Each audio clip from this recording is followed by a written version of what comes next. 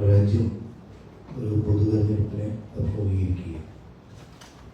18ാം ലോക്സഭാ തെരഞ്ഞെടുപ്പ് വളരെ ഗൗരവപ്പെട്ട പല വിഷയങ്ങളും മുമ്പിൽ വരുന്ന നിർണായകമായ തെരഞ്ഞെടുപ്പാണ്.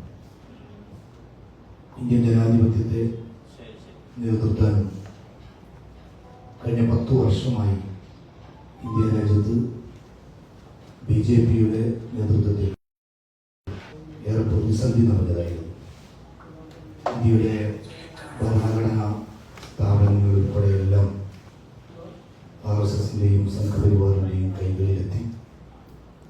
ഈ തെരഞ്ഞെടുപ്പിലൂടെ BJP തന്നെ മുന്നോട്ട് പോകുന്നത് ഇന്ത്യൻ ഭരണഘടനയെ തിരുത്തിയെഴുതാനുള്ള മാൻഡേറ്റിന് വേണ്ടിയുള്ള മത്സരമാണ് അവരുടെ ഭാഗത്തു നിന്ന് ഉണ്ടാകുന്നത് എന്നാണ്.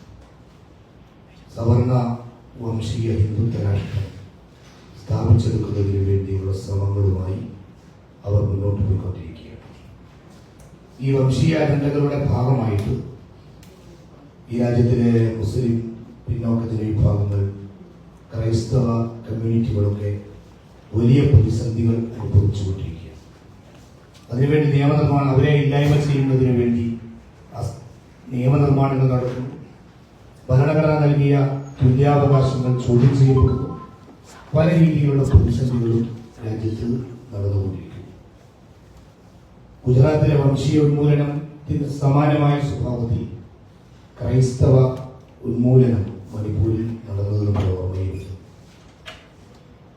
അതേപോലെ തന്നെ ജാതീയമായ കൊലപാതകങ്ങൾ ഉൾപ്പെടെ ഇന്ത്യ രാജ്യത്ത് സങ്കീർണമായ ചുറ്റുപാടുകളാണ് കഴിഞ്ഞ 10 വർഷം നമുക്ക് കാണാൻ സാധിച്ചത്.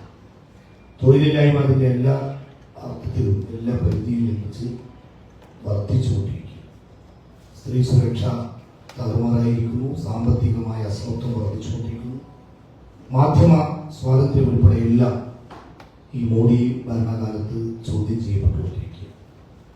പ്രതിഷേധങ്ങളും പ്രതിരോധങ്ങളും തീർക്കുന്നവരെ ജയിലടച്ചുകൊണ്ടിരിക്കുന്നു. അത്യന്തം പ്രതിസന്ധി നിറഞ്ഞ ഒരു രാഷ്ട്രീയ സാമൂഹ്യ ചുറ്റുപാടാണ് ഈ 10 വർഷവും നമുക്ക് രാജ്യത്ത് കാണാൻ സാധിച്ചത്. ഇന്ത്യയിലെ ഫെഡറൽ സംവിധാനത്തെ ചോദ്യം ചെയ്യപ്പെട്ടുകൊണ്ടിരിക്കുന്നു. അതേപോലെ തന്നെ കോർപ്പറേറ്റ് ആധിപത്യം എല്ലാ പരിധിയും ലംഘിച്ച് രാജ്യത്ത് നടപ്പാക്കുകയാണ്. രാജ്യത്തിന്റെ സമ്പത്ത് മുഴുവൻ ഇവിടുത്തെ കോർപ്പറേറ്റുകളുടെ കൈകളിലേക്ക് എത്തുന്നു. അതേപോലെ തന്നെ അവർക്ക് വേണ്ടിയുള്ള നിയമനിർമ്മാണങ്ങൾ ഉൾപ്പെടെ രാജ്യത്ത് നടന്നുകൊണ്ടിരിക്കുകയാണ്. തീർച്ചയായും ഈ തെരഞ്ഞെടുപ്പ് അതുകൊണ്ട് തന്നെ ഏറെ നിർണായകമാണ്. പേപ്പർ ബോണ്ട് അഴിമതി ഉൾപ്പെടെയുള്ളത് പലതും രാജ്യത്ത് ചർച്ചയായിക്കൊണ്ടിരിക്കുകയും ചെയ്യുകയാണ്.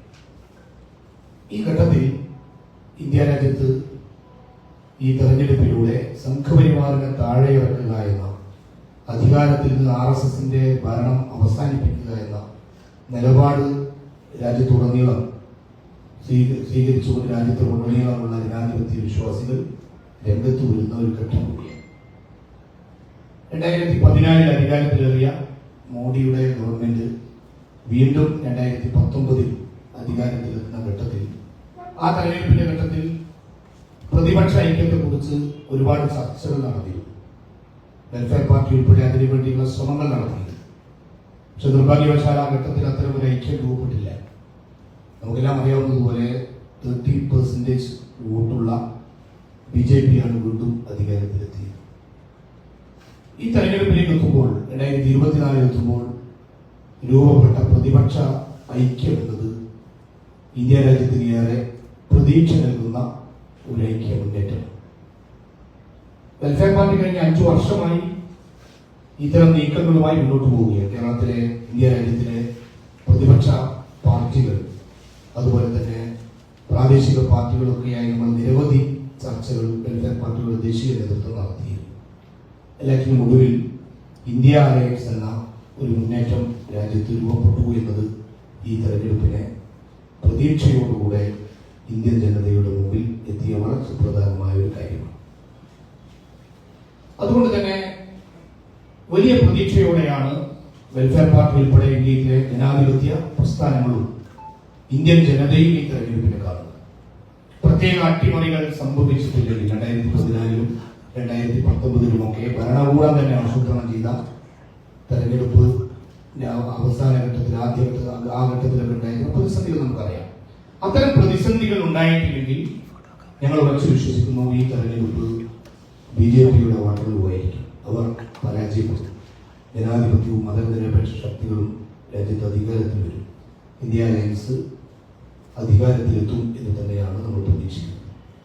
ഈ തെരഞ്ഞെടുപ്പ് അതുകൊണ്ട് തന്നെ BJPയെ അധികാരത്തിൽ നിന്ന് താഴെ ഇറക്കാനുള്ള തെരഞ്ഞെടുപ്പായിട്ടാണ് നമ്മൾ കാണുന്നത്. ഇന്ത്യയിലെ എല്ലാ പ്രതിപക്ഷ പ്രസ്ഥാനങ്ങളും ഒന്നിച്ചു ഒരുപാട് അഭിപ്രായ വ്യത്യാസങ്ങൾ ഉണ്ടായിരിക്കെ തന്നെ ഒന്നിച്ചു എന്നത് ഏറെ പ്രതീക്ഷ നൽകുന്ന ഒരു കാര്യമാണ്. ആ ഐക്യം വിജയത്തിലേക്ക് എത്തും എന്ന് തന്നെയാണ് നമ്മൾ പ്രതീക്ഷിക്കുന്നത്. കേരളത്തിലേക്ക് വരുമ്പോൾ കേരളത്തിൽ ഇന്ത്യ അലയൻസിലെ രണ്ട് കക്ഷികളായ LDF-ഉം UDF-ഉമാണ് പ്രധാനമായും മത്സരിക്കുന്നത്. BJP കേരളത്തിൽ പ്രസക്തമായ സ്വഭാവത്തിൽ മത്സരരംഗത്തില്ല. LDF-ഉം UDF-ഉമാണ് വളരെ കൃത്യമായ ഒരു മത്സരം ഇവിടെയുള്ളത്. രണ്ട് കക്ഷികളും ഇന്ത്യ അലയൻസിന്റെ ഭാഗമായാണ് പ്രവർത്തിക്കുന്നത്. വെൽഫെയർ പാർട്ടി ഈ തെരഞ്ഞെടുപ്പിൽ അതുകൊണ്ട് തന്നെ UDF-നെ പിന്തുണക്കുന്ന നിലപാടാണ് സ്വീകരിക്കാൻ വേണ്ടി തീരുമാനിച്ചിരിക്കുന്നത്. കോൺഗ്രസ് ആണ് ഈ അലയൻസ് രൂപപ്പെടുത്തിയെടുക്കുന്നതിൽ മുഖ്യ പങ്കുവഹിച്ചത്. 2019 തന്നെ ഞങ്ങൾ സ്വീകരിച്ച നിലപാടായിരുന്നു BJPക്കെതിരെ കൂടുതൽ സീറ്റുള്ള കക്ഷിയായി കോൺഗ്രസ് വരണം പ്രതിപക്ഷത്തു നിന്ന് എന്ന കാഴ്ചപ്പാടോടെയാണ് അന്ന് പിന്തുണ നൽകിയത്. ഇപ്പോഴും കൂടുതൽ സീറ്റുള്ള കക്ഷിയായി കോൺഗ്രസ് വന്നാലാണ് ഇന്ത്യയിൽ ഒരു പ്രതിപക്ഷ ഭരണം രൂപപ്പെടുത്തിയെടുക്കാൻ സാധിക്കുക. അതുകൊണ്ട് കൂടുതൽ സീറ്റ് ലഭിക്കണം എന്ന തീരുമാനത്തിന്റെ കൂടി അടിസ്ഥാനത്തിലാണ് ഈ പിന്തുണ പ്രഖ്യാപിക്കുന്നത്.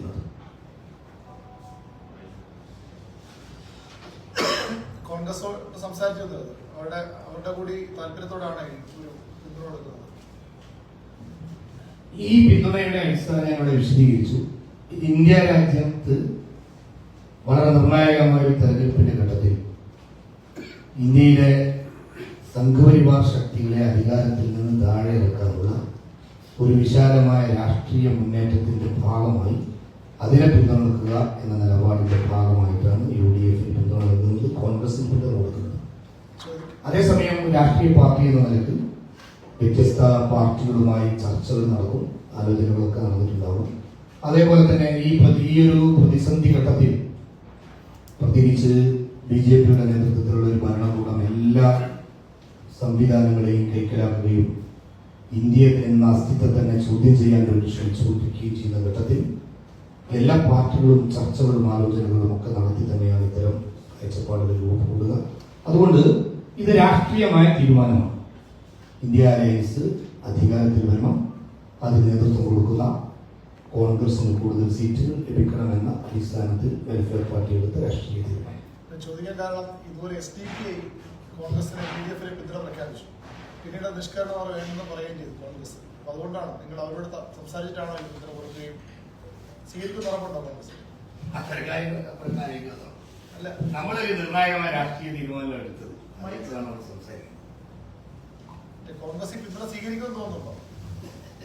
ഞങ്ങൾ 2019 തന്നെ UDF-ന് പിന്തുണ പ്രഖ്യാപിക്കുകയും അതുമായി ബന്ധപ്പെട്ട് മുന്നോട്ട് പോവുകയും ചെയ്ത രാഷ്ട്രീയ പാർട്ടിയാണ്. അത് നിങ്ങൾക്കെല്ലാം അറിയാവുന്നതാണ്. മറ്റ് അന്വേഷണങ്ങളും ചോദ്യങ്ങളൊക്കെ അപ്രസക്തമാണ്. 2019 മുമ്പ് LDF-നായിരുന്നു പിന്തുണ നൽകിയത്. 2019 UDF-ന് പിന്തുണ നൽകിയപ്പോൾ LDF പാർട്ടിയെ ഒരു ഭീകര പാർട്ടിയായിട്ടൊക്കെ ചിത്രീകരിച്ചു എന്നുള്ളത് വലിയൊരു ഈ ആ സമയത്തൊക്കെ പിന്നെ അതിനുശേഷം തീരപ്രദേശങ്ങളിലുള്ള സമരങ്ങളിലൊക്കെ CPM കൂടുതലായി കടന്നാക്രമിക്കുന്ന ഒരു പാർട്ടി എന്നുള്ള നിലയ്ക്കാണ്. അതുകൊണ്ട് തന്നെയാണ് വീണ്ടും ഈ UDF-നുള്ള പിന്തുണ. അതായത് നമ്മള് പറഞ്ഞത് ശരിയാണ്. നമ്മൾ നേരത്തെ ഇവിടുത്തെ BJP അല്ലാത്ത എല്ലാ പാർട്ടികളുമായി ചർച്ചകളും ആലോചനകളും മറ്റുമൊക്കെ നടത്തി മുന്നോട്ട് പോകുന്ന ജനാധിപത്യ പ്രസ്ഥാനമാണ് വെൽഫെയർ പാർട്ടി. നേരത്തെ LDF-ഉമായൊക്കെ ചർച്ചകൾ ഉണ്ടാവുകയും വിവാദങ്ങളൊക്കെ നമ്മൾ സൂചിപ്പിച്ചു എന്നറിയാവുന്നതാണ്. പക്ഷേ ഈ തീരുമാനം ഇപ്പോൾ CPM-ന്റെ തന്നെ യഥാർത്ഥത്തിൽ ഉള്ള തീരുമാനം വിചാരിച്ചത് എന്താണ്? കോൺഗ്രസ് നേതൃത്വം കൊടുക്കുന്ന ഇന്ത്യ മുന്നണിയെ വിജയിച്ചു വരിക എന്ന് തന്നെയാണല്ലോ. ഇപ്പോൾ കേരളത്തിന്റെ ഒരു പ്രത്യേക സാഹചര്യത്തിൽ ഒരു 20 ലോക്സഭാ മണ്ഡലങ്ങളുള്ള കേരളത്തിൽ നടക്കുന്ന ചർച്ച ഒഴിവാക്കി നിർത്തിയാൽ ബാക്കി ഇവിടുത്തെ CPM ഉൾപ്പെടെയുള്ള പ്രതിപക്ഷ പ്രസ്ഥാനങ്ങളെല്ലാം കോൺഗ്രസും CPM എല്ലാം ചേർന്നുകൊണ്ടുള്ള ഒരു വലിയ മുന്നേറ്റം രാജ്യത്ത് നടക്കുക. അതുകൊണ്ട് കഴിഞ്ഞ കാലത്തുണ്ടായ ചർച്ചകളും വിമർശനങ്ങളും വിശകലനങ്ങളും ഒന്നുമല്ല ഈ തെരഞ്ഞെടുപ്പിനെ സംബന്ധിച്ചിടത്തോളം ഏറ്റവും പ്രധാനമായിരിക്കുന്നത്. ഇന്ത്യ നിലനിൽക്കണമെങ്കിൽ, ഈ രാജ്യം നിലനിൽക്കണമെങ്കിൽ RSSന്റെ ഭരണം അവസാനിക്കണം. അതിനു വേണ്ടിയുള്ള ഒരു മുന്നേറ്റം സാധ്യമാകണം. മറ്റെല്ലാ വിഷയങ്ങളും മറ്റൊരു വിഷയം ഇപ്പോൾ ചർച്ചയാകേണ്ടതില്ല എന്നതാണ് വെൽഫെയർ പാർട്ടിയുടെ തന്നെ നിലപാട്. കോൺഗ്രസ് പിന്തുണ വേണ്ടെന്ന് പറഞ്ഞാൽ എന്ത് ചെയ്യും? അതൊക്കെ അപ്പോൾ ആലോചിക്കാം. SDPയുടെ ചർച്ചകളൊന്നും യാതൊരു പ്രസക്തിയിലില്ല. CPM-ന്റെ ഒരു ആരോപണം ഇപ്പൊ നിലനിൽക്കെ തന്നെ കോൺഗ്രസ് ആ രീതിയിലൊക്കെ പോയാൽ ചെയ്യും എന്നുള്ളത് അതിന്റെ ചോദ്യമാണ്. നമുക്ക് മലബാർ ഏരിയയിലൊക്കെ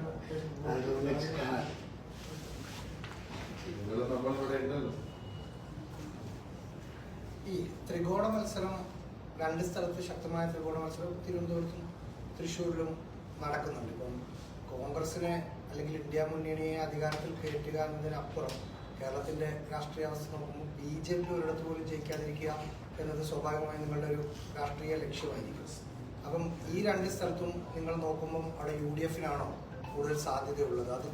അതും കൂടി ഒരു ഘടകമാണ്. സ്വാഭാവികമായിട്ട് അവിടെ ഇപ്പോൾ തൃശ്ശൂരാണെങ്കിൽ LDF-നാണ് കുറച്ച് മെജോറിറ്റി എങ്കിൽ ബാക്കി എല്ലാ മണ്ഡലത്തിലും UDF-ന് കൊടുത്തിട്ടും അവിടെ മെജോറിറ്റി ഉള്ള ആൾക്ക് കൊടുക്കാവുന്ന തീരുമാനങ്ങളൊക്കെ പലപ്പോഴും എടുത്തിട്ടുണ്ട്.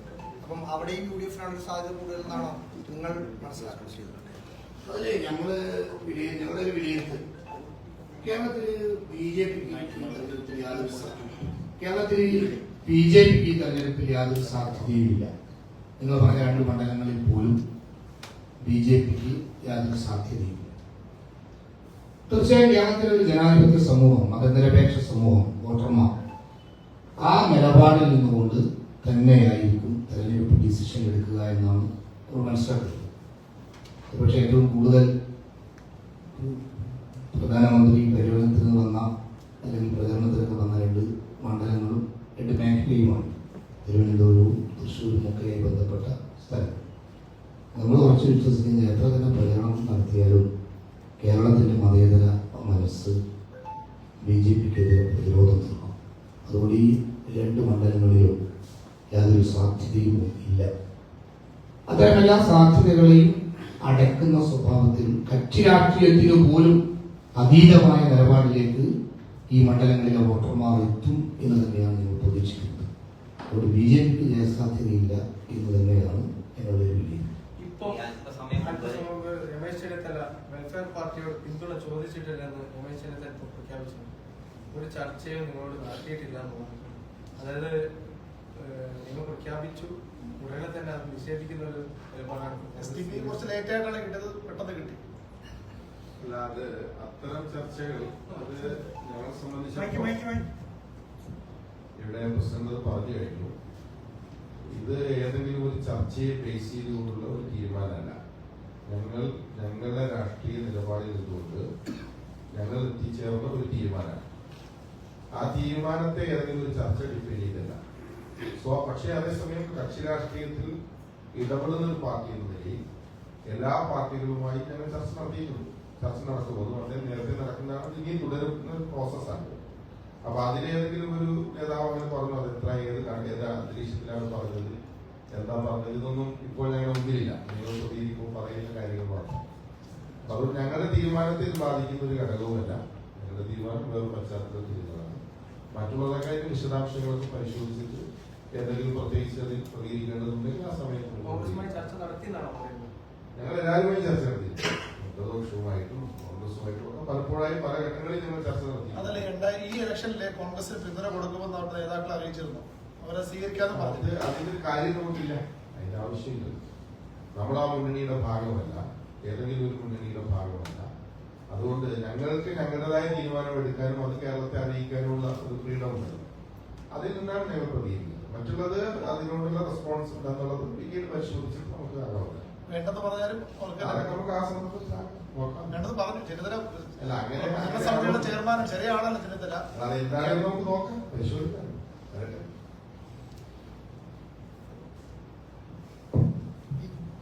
കഴിഞ്ഞ തെരഞ്ഞെടുപ്പില് CPM-ന്റെ ഒരു വിലയിരുത്തൽ വെൽഫെയർ പാർട്ടിയുടെ ഒരു പിന്തുണ എന്ന് പറയുമ്പോൾ ഒരു ഭയങ്കര വോട്ടിന്റെ ഒരു ഒത്തിരി വോട്ടുള്ള വിജയപരാജയങ്ങളെ നിർണ്ണയിക്കാൻ പറ്റുന്ന വോട്ടുള്ള ഒരു രാഷ്ട്രീയ പാർട്ടി എന്നതിനപ്പുറം ഈ നിഷ്പക്ഷരായ പ്രത്യേകിച്ച് രാഷ്ട്രീയ പിൻബലമൊന്നുമില്ലാത്ത ന്യൂനപക്ഷങ്ങളെ സംബന്ധിച്ച് നിങ്ങളെടുക്കുന്ന പൊളിറ്റിക്കൽ തീരുമാനം അത് UDF അനുകൂലമാക്കും എന്നൊരു വിലയിരുത്തൽ, അങ്ങനെ ആക്കി എന്നൊരു വിലയിരുത്തൽ 2019 CPM നടത്തിയിരുന്നു. പ്രത്യേകിച്ച് ഇപ്പം നമ്മൾ പറയുന്ന തൃശ്ശൂർ, തിരുവനന്തപുരം അങ്ങനെയുള്ള സ്ഥലത്ത് നിങ്ങൾ UDF വോട്ട് ചെയ്യുന്നത് എന്നതുകൊണ്ട് തന്നെ അവിടെ UDF കുറച്ചുകൂടി സാധ്യത എന്നൊരു വിലയിരുത്തൽ വരും. ഇത് പാൻ കേരള ഉണ്ടാകാനുള്ള ഒരു സാധ്യതയുണ്ട്. ഇപ്പം വെൽഫെയർ പാർട്ടി വോട്ടാണെങ്കിലും SDP വോട്ടാണെങ്കിലും CPM ഇത്രയും എതിർക്കുന്നത് ആ വോട്ടിന്റെ നമ്പറിനപ്പുറം അത് ന്യൂനപക്ഷങ്ങളെ, പ്രത്യേകിച്ച് മുസ്ലിം ന്യൂനപക്ഷങ്ങളെ മുഴുവൻ അത് ഒരു നിലപാടെടുക്കാൻ കാരണമാവും എന്നതുകൊണ്ടാണ്. പ്രത്യേകിച്ച് വെൽഫെയർ പാർട്ടിയുടെ കാര്യം എടുത്താൽ കേരളത്തിലെ പ്രധാനപ്പെട്ട 2 മാധ്യമ സ്ഥാപനങ്ങൾ കൂടി നിങ്ങൾക്കൊപ്പമുള്ള 2 മാധ്യമ സ്ഥാപനങ്ങൾ കൂടി അതും ഒരു ഘടകമാണ് അല്ലേ? ഇതില് നമ്മുടെ ഒരു രാഷ്ട്രീയ ലൈൻ നമ്മൾ വ്യക്തമാക്കി, അതിനനുസരിച്ച് കേരളം പ്രതികരിക്കുമെന്ന് ഞങ്ങൾ പ്രതീക്ഷിക്കുന്നത്. അതേസമയം ഇതൊക്കെ ഈ ചർച്ചകളൊക്കെ ഈ കേരളത്തിന്റെ ഒരു ചെറിയ ഭൂമിയിലുള്ള ചർച്ചയാണല്ലോ. അപ്പോൾ ഞങ്ങളുടെ തന്നെ പാർട്ടി തമിഴ്നാട്ടിൽ പിന്തുണ കൊടുക്കുന്നത് ഇന്ത്യ മുന്നണിക്കാണ്. ഇവിടെ വെൽഫെയർ പാർട്ടി CPMന്റെ കൂടെ CPMും കോൺഗ്രസും മുസ്ലിം ലീഗും ഒക്കെ ഉള്ള മുന്നണിയാണ് അവിടെ തെരഞ്ഞെടുപ്പിൽ മത്സരിക്കുന്നത്. ഇപ്പോൾ എൻ്റെ മുമ്പിൽ തന്നെ ഇപ്പോൾ തെരഞ്ഞെടുപ്പ് നടത്തുന്ന 15-16 മണ്ഡലങ്ങളുടെ കാൻഡിഡേറ്റ് ലിസ്റ്റ് ഉണ്ട്. അവിടെ CPMും വെൽഫെയർ പാർട്ടിയും കോൺഗ്രസും എല്ലാം ഒരുമിച്ചാണ്. അത്തരമൊരു വലിയ കാഴ്ചപ്പാടോട് കൂടെയാണ് ഈ തെരഞ്ഞെടുപ്പിനെ നമ്മൾ കാണുന്നത്. ഇപ്പോൾ CPM ദിണ്ടിഗൽ നമ്മൾ CPMന്റെ കൂടെയാണ്, മധുരൈ CPMന്റെ കൂടെയാണ്, CPIയുടെ കൂടെ പോയിട്ട് ഇപ്പോൾ തന്നെ ഈ ആദ്യഘട്ട തെരഞ്ഞെടുപ്പിന്റെ 15 മണ്ഡലങ്ങൾ ഇവിടുത്തെ ഇടതുപക്ഷ പ്രസ്ഥാനങ്ങൾക്ക് അഥവാ ഇന്ത്യ മുന്നണിയുടെ ഭാഗമായി നിൽക്കുന്ന ഇടതുപക്ഷ പ്രസ്ഥാനങ്ങൾക്ക് നമ്മൾ പിന്തുണ കൊടുക്കുന്നത്. ഇത് കോൺഗ്രസും അങ്ങനത്തെ അവരൊക്കെ ഒരുമിച്ചാണ് ഈ തെരഞ്ഞെടുപ്പിനെ കാണുന്നത്. ബാക്കി ചർച്ചകളൊക്കെ ഇവിടെ ഉണ്ടാകുന്നതോ കക്ഷി രാഷ്ട്രീയ മത്സരത്തിന്റെ പേരിലൊക്കെ ഉണ്ടാകുന്നതാണ്. അതിനങ്ങനെ തന്നെ കാണുക എന്നതാണ് ഈ ലോക്സഭാ തെരഞ്ഞെടുപ്പിൽ ഉണ്ടാകേണ്ട നിലപാട് എന്നാണ് നമ്മൾ കാണുന്നത്. ഈ ചെന്നിത്തല പ്രഖ്യാപിച്ച ഈ നിലപാട് അതൊരു അതായത് പ്രതിരോധം എന്നുള്ള നിലക്ക് മാത്രമാണ് CPMന്റെ ആരോപണത്തിനെതിരെയുള്ള പ്രതിരോധം എന്ന് മാത്രം, വോട്ട് വാങ്ങിക്കാൻ തന്നെയാണ് തീരുമാനം. അല്ല, അതെല്ലാം നിർബന്ധമില്ല. നമുക്ക് നോക്കാം എന്താണ് അദ്ദേഹം പറഞ്ഞത്, ഏത് കോൺടാക്സിലാണ് പറഞ്ഞത്, അതിന്റെ വിശദാംശങ്ങളൊന്നും നമുക്ക് മുമ്പിൽ ഇല്ലല്ലോ. അവരോട് സംസാരിച്ച് തുടങ്ങിയതിനു ശേഷം ഉണ്ടായ പ്രതികരണമാണ് പറയുന്നത്. അപ്പൊ അതേത് പശ്ചാത്തലത്തിലാണ് പറഞ്ഞത്, എന്താണ് പറഞ്ഞത് എന്നുള്ളത് അതൊക്കെ നമ്മൾ പരിശോധിക്കാം. അതൊക്കെ അനുസരിച്ച് നമുക്ക്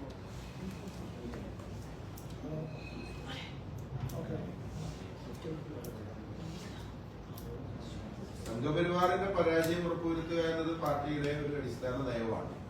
അതിലൊരു വിട്ടുവീഴ്ചയും ഒരു ഘട്ടത്തിലുമില്ല.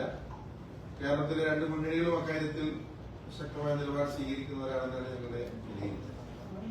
അപ്പൊ അതുകൊണ്ട് കേരളത്തിലെ 20 മണ്ഡലങ്ങളിലും സംഘപരിവാറിന്റെ പരാജയം ഉറപ്പുവരുത്തിക്കൊണ്ട് തന്നെ ഞങ്ങൾ ഉയർത്തിപ്പിടിക്കുന്ന ഈ രാഷ്ട്രീയ നിലപാട് പ്രയോഗവൽക്കരിക്കാനാണ് ശ്രമിക്കുന്നത്.